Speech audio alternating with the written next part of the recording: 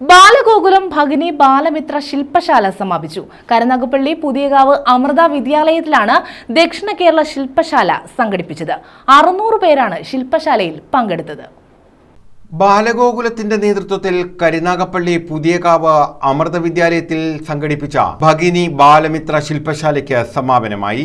ശില്പശാലയുടെ സമാപന സമ്മേളനം Pathanapuram Gandhi Bhavan director doctor Somarajan ഉദ്ഘാടനം ചെയ്തു. ഭാരതീയമായ സംസ്കാരങ്ങൾ യുവതലമുറയ്ക്ക് പകർന്നു നൽകാൻ കഴിയാത്ത സാഹചര്യമാണുള്ളതെന്നും ഇരുട്ടിലേക്ക് പോകുന്ന സമൂഹത്തെ വെളിച്ചത്തിന്റെ വഴിയിലേക്ക് നയിക്കാൻ ബാലഗോകുലത്തിന് കഴിയണമെന്നും അദ്ദേഹം ചൂണ്ടിക്കാട്ടി.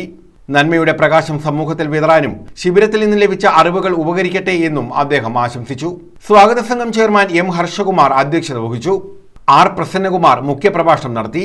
ലോകം ഭാരതത്തെ അംഗീകരിക്കുമ്പോഴും രാജ്യത്തിനുള്ളിൽ നിന്നും കൂടുതൽ ഭീഷണി നേരിടുകയാണെന്ന് മുഖ്യപ്രഭാഷണം നടത്തിയ പ്രസന്നകുമാർ പറഞ്ഞു. ഉജ്ജ്വല ബാല്യ പുരസ്കാര ജേതാവ് Aditya Suresh, doctor N Unnikrishnan, R K Ramadevi, P Anilkumar എന്നിവർ പങ്കെടുത്തു.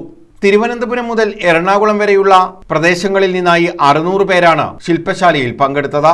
സമ്മേളനത്തിന് മുന്നോടിയായി യോഗ ഉൾപ്പെടെയുള്ള വ്യായാമ പരിശീലനത്തിന്റെ പ്രദർശനവും നടന്നു. News bureau, Karunagappally.